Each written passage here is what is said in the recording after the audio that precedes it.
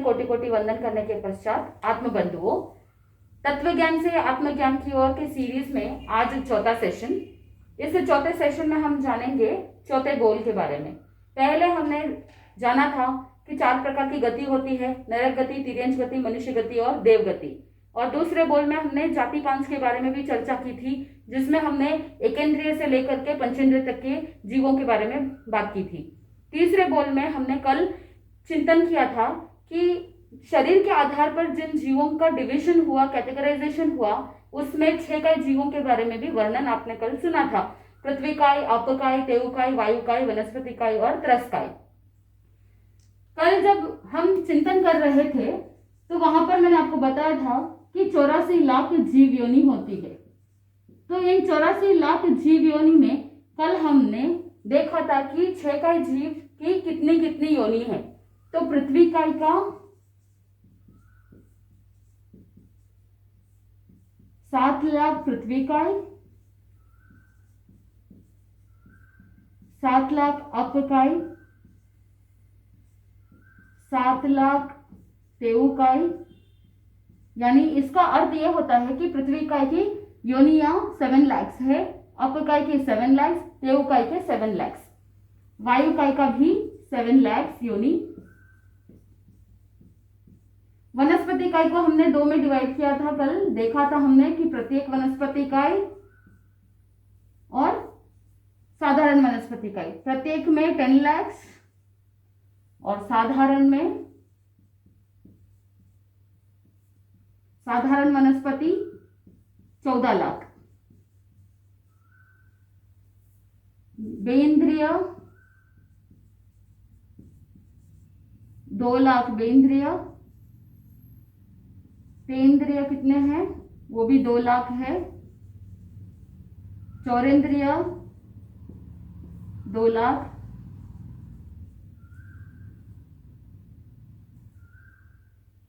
अब आगे पंचेंद्रिय के बारे में आता है। उसमें देव गति के देवता 4 लाख और उसके बाद आते हैं नारकी के भी 4 लाख।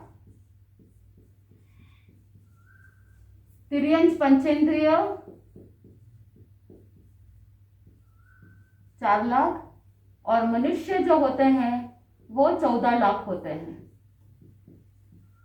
ऐसे अगर सिर्फ पंचेंद्रिय का देखा जाए तो 4 लाख देवता, 4 लाख नारकी, 4 लाख तिर्यंच पंचेंद्रिय और 14 लाख मनुष्य जाति। कुल मिलाकर के पंचेंद्रिय के कितने हो जाते हैं योनियां? पंचेंद्रिय 26 लाख। तो यहाँ पर जब हम इन सबको टोटल करेंगे तो कुल मिलाकर के हमको कितनी योनियां मिलेगी? 84 लाख जीव योनि। और इन 84 लाख जीव योनि के अंदर ये जीव संसार परिभ्रमण करता आया है। ये पृथ्वी काय, अपकाय, तेवकाय, वायुकाय और वनस्पति काय, ये सब क्या है? एकेंद्रिय है। तो 7 लाख पृथ्वी काय है तो इनकी इंद्रिया कितनी होगी? 7 लाख इंद्रिया।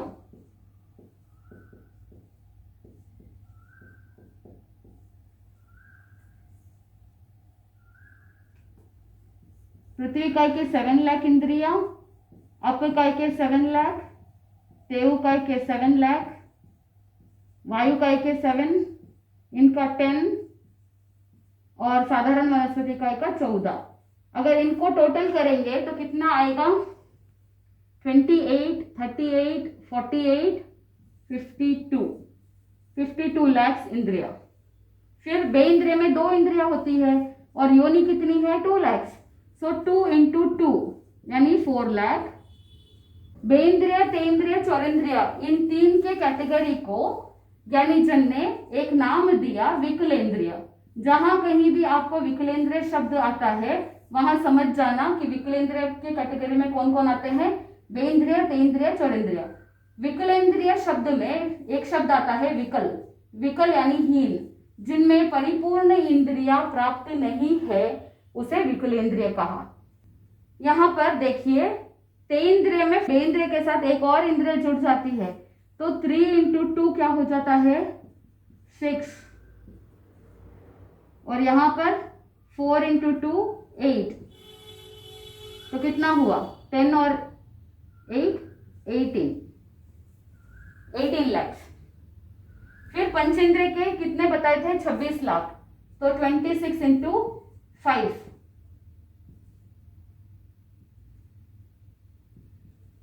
130 लाख।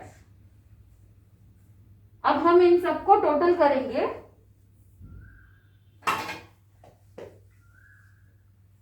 52 18 130,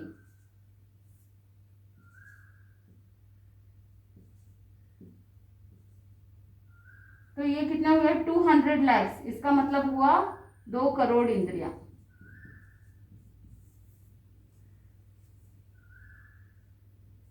तो टोटल कितनी इंद्रियां हो जाती है 2 करोड़ इंद्रियां हो जाती है। तो ज्ञानी जी ने बताया कि जब साधक एक योनि के बारे में चिंतन करेगा तो उसके हिसाब से उसके अंदर इंद्रियां प्राप्त होती है। एक इंद्रिय में 1 इंद्रिय है, द्विंद्रिय में 2 इंद्रियां है, तेन्द्रिय में 3 इंद्रियां है, चौरेंद्रिय में 4, पंचेंद्रिय में 5 इंद्रिया। तो ये 84 लाख जीव योनि के अंदर 2 करोड़ इंद्रियां पाई जाती है। अब हम आगे चलेंगे चौथे बोल की ओर। चौथा बोल है इंद्रिय 5। इंद्रिय किसे कहना?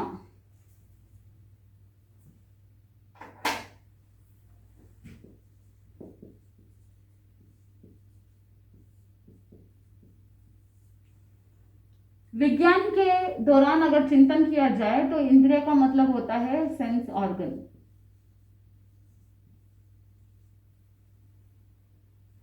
सेंस ऑर्गन से कुछ सेंसेस हमारे भीतर होते हैं, सेंसेशंस। जैसे हमने आपको पहले बताया था, टच, विजन, रिवर्स डायरेक्शन में लेते हैं, touch, taste, smell, vision and hearing, voice. ये 5 सेंस ऑर्गन्स है जिनसे हम इन 5 सेंसेशंस को महसूस कर सकते हैं। तो सेंस ऑर्गन्स क्या हो जाएंगे? टच का बॉडी, टेस्ट का टंग, स्मेल का नोज, विजन का आईज और हियरिंग के लिए ईयर्स। इसको अगर समझना है, सेंस ऑर्गन्स को इंद्रिय कह सकते हैं, लेकिन जो सेंसेशंस है उन्हें विषय कह सकते हैं। सेंसेशंस को क्या शब्द दिया? विषय। तो कौन कौन से सेंसेशंस है? स्पर्श, टच को स्पर्श कहा, टेस्ट को रस या स्वाद, स्मेल को गंध, विजन को रूप, और जो शब्द सुनते हैं कानून से, हियरिंग के लिए शब्द कहा। तो ये 5 तरह के सेंसेशंस है। इंद्रिय, सबसे पहले ये जानना है कि हम विज्ञान के तौर पे भी प्रूव कर सकते हैं और आगम के तौर पे भी प्रूव कर सकते हैं कि इंद्रिय किसे कहना। अब शरीर के जिन अवयवों से शब्द, रूप, गंध, रस, स्पर्श, इन विषयों को जो ग्रहण कर सकते हैं, इन सभी सेंस ऑर्गन से जो ज्ञान होता है उसे इंद्रिय कहा। दूसरा डेफिनेशन है, संसारी जीवों के ज्ञान प्राप्ति के साधन को इंद्रिय कहा। यानी इन सेंस ऑर्गन से, इन इंद्रियों के माध्यम से जीव क्या करता है? ज्ञान प्राप्त करता है। अब फॉर एग्जाम्पल, आपके सामने गर्म पानी का एक पतीला है, उसमें गर्म पानी है, लेकिन आपको पता नहीं है कि वो गर्म पानी है। गर्म पानी है ये पता लगाने के लिए आपको कुछ उसकी चीजों को देखना पड़ेगा। पहले क्या करेंगे? आप उस गर्म पानी को देखेंगे। अगर खौलता हुआ पानी है तो उसमें से बाफे आती रहेगी, तो उन बाफ को देख करके आप महसूस करेंगे। So with the vision you understood कि इसमें बाफे आ रही है, इसीलिए ये क्या हो सकता है? गर्म हो सकता है। फिर उसके बाद आप नजदीक जाकर के देखते हैं कि ये जो गर्म पदार्थ है वो कौन सा पदार्थ है, और नजदीक जाकर के देखा तो आपको पता चला कि ये पानी है, दूध नहीं है। ठीक वैसे ही आपने फिर क्या किया? कितना गर्म है? बहुत ज्यादा गर्म है या थोड़ा गर्म है? टचेबल है या नहीं है, उसके लिए आपने क्या किया, पतीले को टच करके देखा कि इसको ग्रहण करने योग्य है या हमको थोड़ा ठंडा होने के लिए वेट करना पड़ेगा। आपने क्या किया, टच करके देखा। तो हमको ये ज्ञान कैसे प्राप्त हुआ, ये सारे सेंस ऑर्गन्स की वजह से। आपने देखा, आपने टच किया, और अगर उसमें पानी में अगर कुछ रोज पेटल्स डाल देते, गुलाब के फूल के कुछ पत्ते डाल देते या कुछ गुलाब जल डाल देते, तो उससे क्या होता, आपको सुगंध आती। उस गंध से आपको पता चल जाता, स्मेल से पता चल जाता है कि उस पानी में कुछ फ्लेवर डाला हुआ है, कुछ एसेंस डाला हुआ है, इसीलिए आपको उस पानी में से सुगंध आ रही है। तो ये 5 इंद्रियां हमको ज्ञान प्राप्त करवाती है। संसारी जीवों को ज्ञान प्राप्त करने के लिए ये इंद्रियां साधन बनती है, लेकिन जो तीर्थंकर होते हैं, जो केवली होते हैं, जो ज्ञानी होते हैं, वितरागी होते हैं, उनको इंद्रियों की सहायता की कोई आवश्यकता नहीं होती, क्योंकि उनको केवल ज्ञान की प्राप्ति होती है, जो प्रत्यक्ष ज्ञान है, आत्मा से प्रकट होता है। तो उनको ये चर्म चक्षुओं की आवश्यकता नहीं, वो तो सब कुछ अपनी आत्मा से ही भूत, वर्तमान और भविष्य तीनों कालों को, रूपी अरूपी पदार्थों को अच्छे से जान जाते हैं। उनके लिए इंद्रियों का इतना कोई रोल नहीं रहता है। लेकिन हम संसारी जीवों के लिए, चाहे गृहस्थ हो, चाहे साधु संत हो, छद्मस्त हो, उनके लिए क्या आवश्यक होता है, इंद्रियां आवश्यक होती है ज्ञान प्राप्ति के लिए।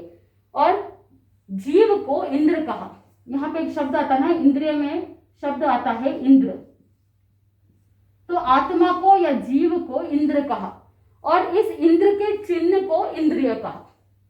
अब आत्मा की पहचान होनी चाहिए ना, कि अगर किसमें कितनी इंद्रियां है, उसके हिसाब से हमने कल देखा था कि कैसे कैटेगरी होती है। किसी के अंदर एक इंद्रिय है तो हमने उसे कौन सी कैटेगरी में डाला, एक इंद्रिय की कैटेगरी में डाला। तो ये पहचान होती है, आत्मा यानी इंद्र की पहचान किससे होती है, उन चिन्हों को इंद्रिय कहा। तो ये इंद्रिय का डेफिनेशन।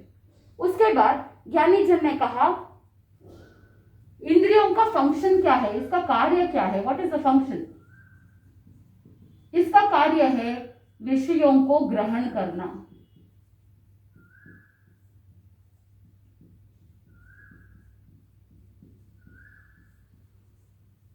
अब किन किन तरह के विषयों को ग्रहण करेंगे, विषय यानी सब्जेक्ट। तो अब हम जानेंगे कि इंद्रियों का फंक्शन जानने के लिए इंद्रियों के भेद को भी जानना चाहिए, कितने प्रकार की इंद्रियां है। मैंने आपसे पहले ही बता दिया था, और जग जाहिर है, छोटे बच्चे भी जानते हैं कि सेंस ऑर्गन्स 5 है और इंद्रियां भी कितनी है, 5 है। तो आगम की भाषा में इन इंद्रियों को क्या कहते हैं और इन इंद्रियों का क्या फंक्शन है, इन इंद्रियों के विषय कितने हैं, कौन कौन से विषयों को ये ग्रहण करते हैं, what is the subject matter of all these sense organs, इन सब के बारे में हम आज जानेंगे। तो सबसे पहले हमें यह जानना है कि मुख्य रूप से इंद्रियों के 2 भेद हैं। इंद्रियों के 2 भेद, द्रव्येंद्रिय, द्रव्य और भाव, द्रव्येंद्रिय और भावेंद्रिय। द्रव्य का संबंध पुद्गल से है, मैटर से है। पुद्गल को इंग्लिश में मैटर कहा।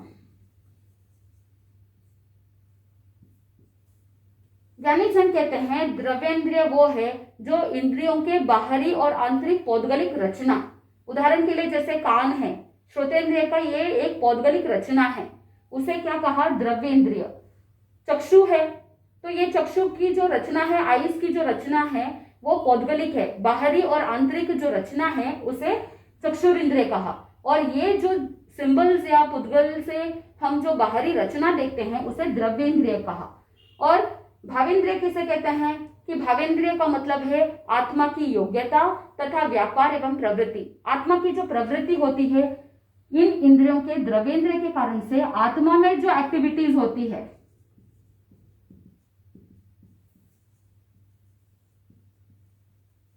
आत्मा में जो प्रवृत्ति होती है, आत्मा में जो एक्टिविटीज होती है, उनको भावेंद्रिय कहा।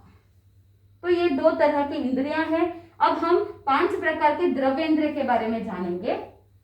सबसे पहला है श्रोत्रेंद्रिय।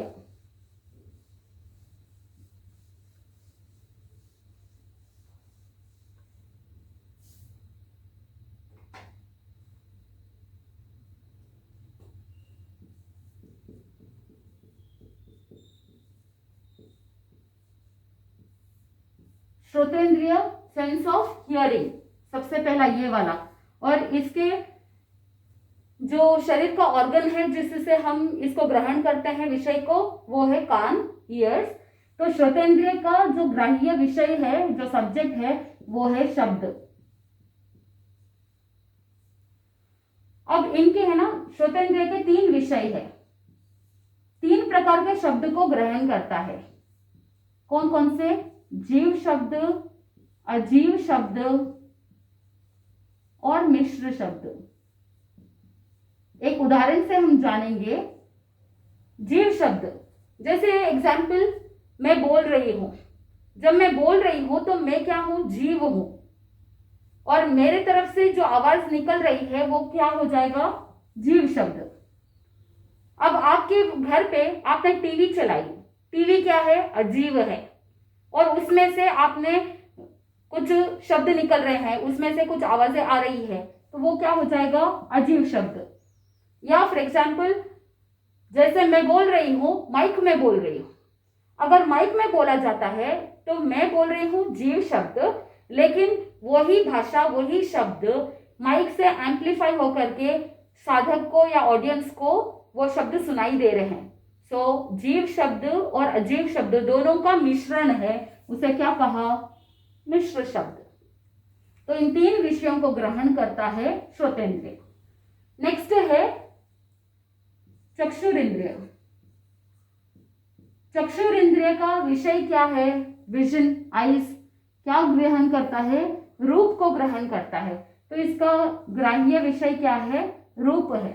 कितने प्रकार के हैं रूप? 5। So all the 5 colours, primary colours, काला, नीला, लाल, पीला और सफेद।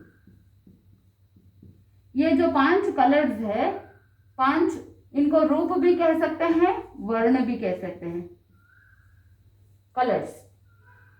तो जितने भी पुद्गल हम देखते हैं, जितने भी रूपी पदार्थ है, वो सारे पुद्गलों के अंदर ये 5 कलर्स ही मौजूद रहते हैं। इन 5 कलर्स से ही सारी पुद्गल बनते हैं। सो रूप में कितने प्रकार के हैं? 5, काला, नीला, लाल, पीला और सफेद। उसके बाद आता है घ्राणेन्द्रिय। घ्राणेन्द्रिय मतलब सेंस ऑफ स्मेल।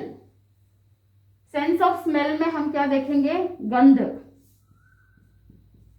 और गंध भी 2 प्रकार के हैं। कौन कौन से हैं? एक अच्छी वाली गंध है तो सुगंध है, जिसे हम फ्रेग्रेंस कहते हैं। और जो पसंद नहीं है या जो बहुत ही बुरी है, उसे क्या कहा? दुर्गंध, स्मेल।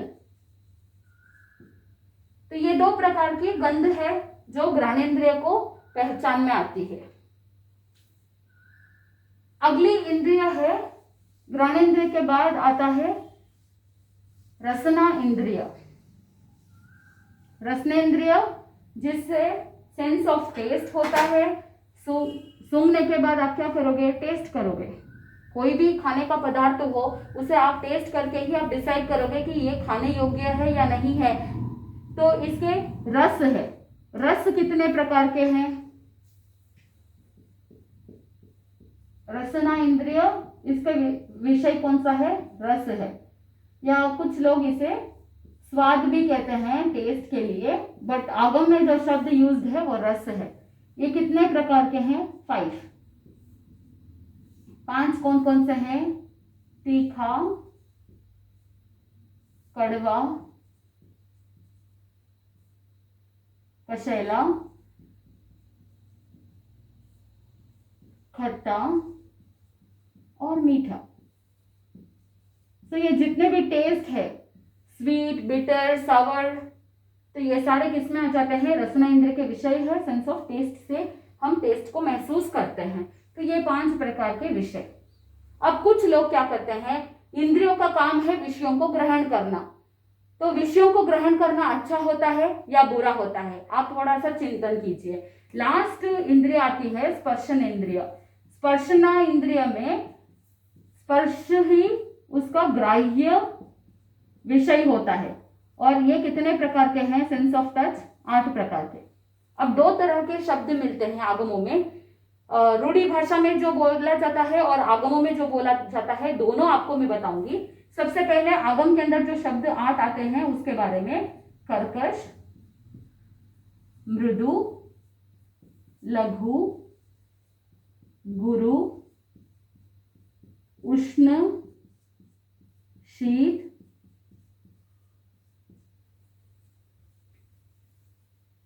रुक्ष, स्निग्ध। ये आगम के अंदर ये शब्द मिलते हैं। रूढ़ी भाषा में इसको समझने के लिए क्या शब्द आते हैं? कर्कश के लिए खुरद्रा, मृदु के लिए कोमल, लघु यानी हल्का, गुरु भारी, उष्ण गरम, शीत ठंडा, रुक्ष लूखा, स्निग्ध चीकना।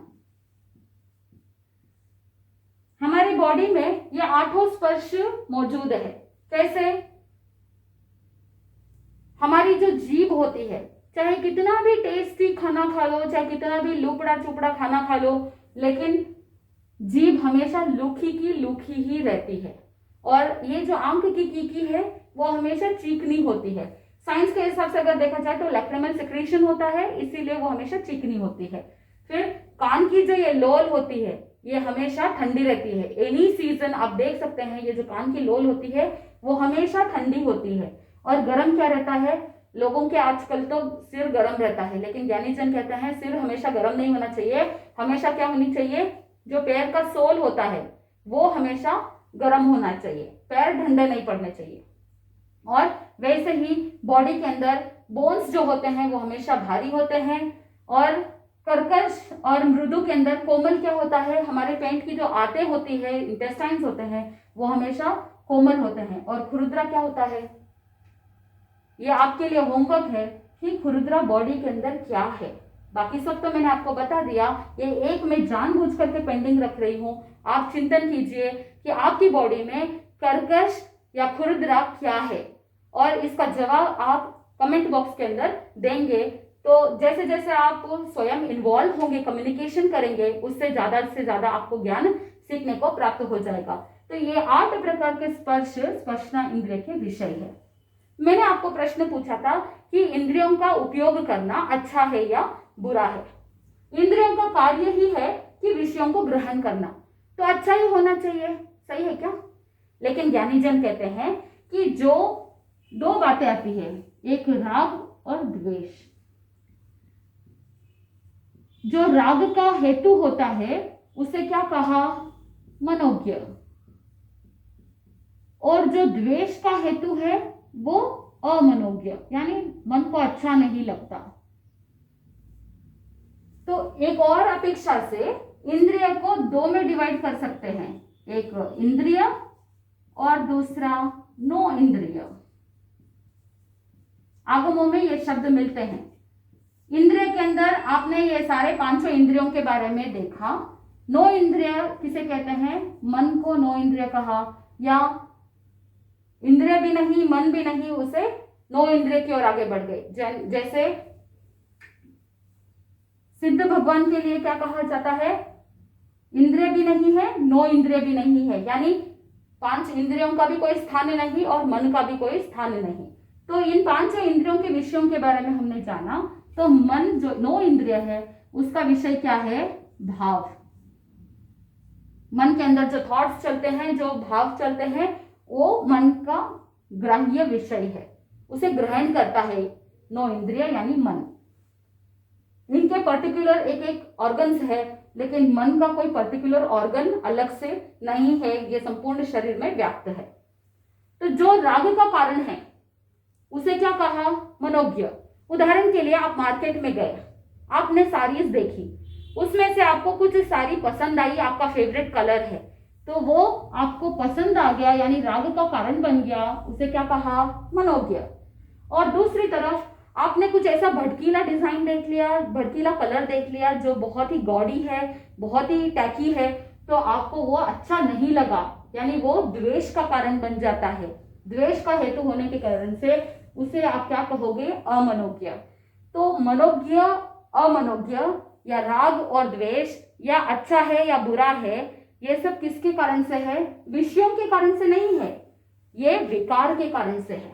मन में विकार उत्पन्न हो जाता है, तब जाकर के व्यक्ति के भीतर राग द्वेष की भावना, मनोज्ञ अमनोज्ञ की भावना या शुभ अशुभ की भावना जागृत हो जाती है। तो विषय बुरा नहीं है, क्या बुरा है? विकार बुरा है, भीतर की यह भावनाएं बुरी है। इसीलिए ज्ञानीजन कहते हैं कि इन इंद्रियों के अंदर डूबे हुए नहीं रहना चाहिए, क्योंकि जो भी व्यक्ति इंद्रियों के विषयों में आसक्त हो गया, अटैचमेंट रख लिया, तो वो हमेशा जीवन में दुखी ही होता है। अब वो दुखी कैसे होता है ये भी हम जानेंगे। जब कोई व्यक्ति अपने इंद्रियों के विषयों में डूबा हुआ रहता है, तो सबसे पहले वो क्या करेगा? उसे प्राप्त करने की, पाने की कोशिश करेगा। जब उसे मिलती है वो चीज, तो वो बहुत खुश हो जाता है। तो चीज मिल गई, उसके बाद उसकी रक्षा के लिए उसका टेंशन चलता है कि अगर ये संभाल के नहीं रखूं तो कहीं गुम हो जाएगी, इसीलिए मुझे इसका सुरक्षित रखना चाहिए, इसका संरक्षण मेरी जिम्मेदारी है।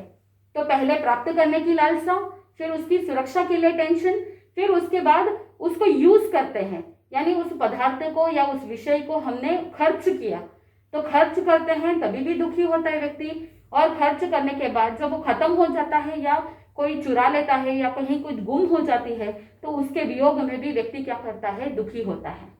और जैसे जैसे उसके प्रति आसक्ति बढ़ती है, अटैचमेंट बढ़ता है, तो अगर कोई व्यक्ति आकर के आपको ऑफर करता है कि मेरे पास ये चीज पड़ी है, तुमको पसंद है ना, तुम ले लो, तो आप क्या करोगे? आप फटाक से उसके लिए हाँ बोल दोगे, आगे पीछे नहीं सोचेंगे कि आपके पास ऑलरेडी 100 साड़ियां अलमारी में पड़ी है, लेकिन लेटेस्ट कोई डिजाइन आ गई और आपके पतिदेव ने अगर आपको कह दिया कि अभी लेटेस्ट डिजाइन आई है, मेरी तरफ से मैं तुमको एक गिफ्ट करना चाहता हूँ, आपको एक साड़ी दिलाना चाहता हूँ, तो आप हाँ बोलेंगे कि ना बोलेंगे? आप हाँ बोलेंगे, क्योंकि आपके मन में उस विषय के प्रति आसक्ति है। और बहुत बार ऐसा होता है कि जैसे जैसे आसक्ति बढ़ती है, वैसे वैसे लोभ की वृत्ति भी बढ़ती है। और अगर कभी ऐसा सिचुएशन आ गया कि आपकी लोभ की वृत्ति बढ़ गई, लेकिन आपके पतिदेव ने आपको साड़ी नहीं दिलाई, तो वहां पर कोई ना कोई आप बहाना बनाएंगे, मायाचार का सेवन करेंगे, कपट करेंगे और मनाने की कोशिश करेंगे, और ये लोभ माया की ओर ले जाता है। ये आसक्ति आपको लोभ की ओर ले जाता है, और यही लोभ आपको माया की तरफ धकेल देता है, और यही माया आपको झूठ बोलने में मजबूर कर देता है। और जब आप झूठ बोल करके, बहाना बना करके कोशिश करते हैं कि वो वस्तु आपको प्राप्त हो जाए, तो फिर बाद में बहुत बार झूठ बोलने तक ही सीमित रह जाता है या वहीं स्टॉप हो जाता है। और बहुत बार ऐसा होता है कि बच्चों में जब झूठ भी बोल देते हैं, बहाना भी बना लेते हैं, मायाचार का सेवन कर लेते हैं, सब कुछ कर लेते हैं, लेकिन अगर मिलता नहीं है, तो ये आसक्ति, ये लोभ वृत्ति इतनी अधिक बढ़ जाती है, भीतर से ऐसा क्रेव क्रिएट करता है कि वो व्यक्ति चोरी तक भी पहुंच जाता है। और न जाने, एक सिंपल सी बात है कि एक वस्तु की आसक्ति ने कहां तक लेके गए?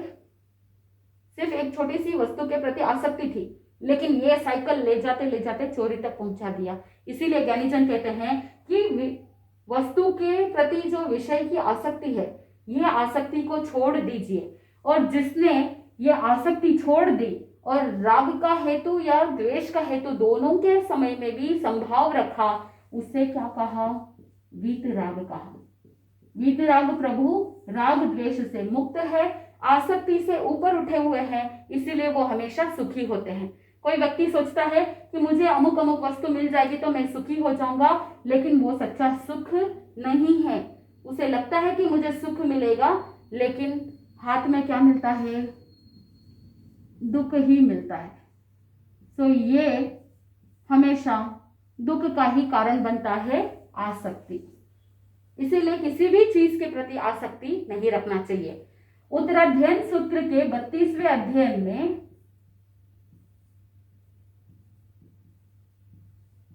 प्रमाद स्थान, जिसका नाम है इसमें 5 इंद्रियों के विषयों के बारे में बताया जाता है। कहते हैं कि इन विषयों की आसक्ति के कारण से जीव भव भव तक दुखी रहता है। उदाहरण के लिए सबसे पहले बताया रूप के बारे में। जो व्यक्ति, जो जीव रूप की आसक्ति के कारण से अपने जीवन को दुखी कर देता है। उदाहरण बताया है, जैसे एक पतंगा होता है। पतंगे को प्रकाश के रूप की आसक्ति है। जैसे कोई दीपक जल रहा है, अग्नि जल रही है, तो उस फ्लेम की आसक्ति है। प्रकाश, जहां अंधकार से प्रकाश की ओर जाने की बात आती है, तो उस दीपक के प्रकाश को देख करके ये पतंगा क्या हो जाता है, आसक्त हो जाता है। और उसी आसक्ति के कारण से वो पतंगा उसी अग्नि में स्वाहा हो जाता है। इसीलिए ज्ञानीजन ने कहा कि अगर आसक्ति रखते हैं तो फिर उसके उत्पादन में, उसके व्यय में, उसके संरक्षण में व्यक्ति अनेकानेक पाप कार्य करता है और दुखी हो जाता है। यहाँ पर पतंगा जो प्रकाश के रूप में आसक्त हुआ, उसको कहाँ जाना पड़ा, मृत्यु के घाट उतरना पड़ा। ठीक वैसे ही भगवान ने अनेक अनेक उदाहरण देकर के बताए कि शब्द की आसक्ति किसने की। जैसे हिरण को म्यूजिक की आसक्ति है। शिकारी लोग क्या करते हैं कि जंगल के अंदर म्यूजिक लगाते हैं। पुराने जमाने में बांसुरी बजाई जाती थी, तो उस श्रोत्रेंद्रिय की आसक्ति के कारण से वो हिरण शिकारी के चंगुल में फंस जाता था। आखिर में क्या मिलता था, दुख और मृत्यु। तो शब्द के लिए हिरण का एग्जाम्पल दिया और इसके बाद ज्ञानीजन ने गंध के लिए कहा, यानी घ्राणेंद्रिय का जो विषय है, गंध के लिए बताया कि जो सर्प होता है, वो सर्प औषधि के गंध से, उदाहरण के लिए कुछ ऐसे ऐसे वनस्पति आती है, तो वो वनस्पतियों की गंध, स्मेल या फ्रेग्रेंस जो भी है, तो उस गंध को सूंघ करके वो इतने आसक्त हो जाते हैं सर्प कि वो सफेरे के हाथ में आ जाते हैं और फिर मृत्यु को प्राप्त करते हैं। यानी आज तक ज्ञानीजन ने कहा, जो भी 5 इंद्रियों के विषयों में डूबा हुआ रहता है वो कभी सुखी हो ही नहीं सकता। वो जीवन में इस भव में भी दुखी होता है और अनेकानेक भवों में भी दुखी ही होता है। रूप, शब्द, गंध, उसके बाद आता है रस। रस की आसक्ति किसने की। जैसे कोई एक मछुआरा होता है या मछुआरिन होती है, तो वो मछली को पकड़ने के लिए उस पॉन्ड में या उस रिवर में या उस समुद्र में आहार डालते हैं। तो मांस के रस की आसक्ति में मछली मछुआरे के शिकार बन जाता है। उसके बाद आता है स्पर्श।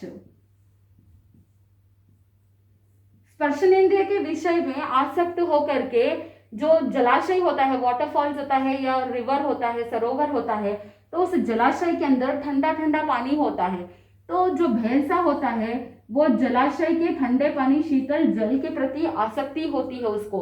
उस स्पर्श से वो आसक्त होकर के वो क्या हो जाता है, सरोवर में अगर कोई प्राण लेवा, कोई जानलेवा, कोई जानवर हो, मगरमच्छ हो, तो वो मगरमच्छ क्या करता है, भैंसे के पैर को अपने मुंह में रख लेता है या मुंह में दबोच लेता है और उस मगरमच्छ को, वो मगरमच्छ भैंसे को अपना शिकार बना लेता है। तो ऐसे अनेक उदाहरण दिए हैं भगवान ने कि स्पर्शनेंद्रिय के वशीभूत होकर के भैंसे ने भी अपने प्राण गंवाए थे। और बाद में अंतिम में आता है 5 इंद्रियां हो गई और भावेंद्रिय, 9 इंद्रिय में मन आता है जिसका भाव महत्वपूर्ण है। तो ज्ञानीजन कहते हैं कि दुखी व्यक्ति वही होता है जो काम भोगों में रत रहता है। और काम भोग की वासना कहां से डेवलप होती है, इंद्रियों से डेवलप होती है।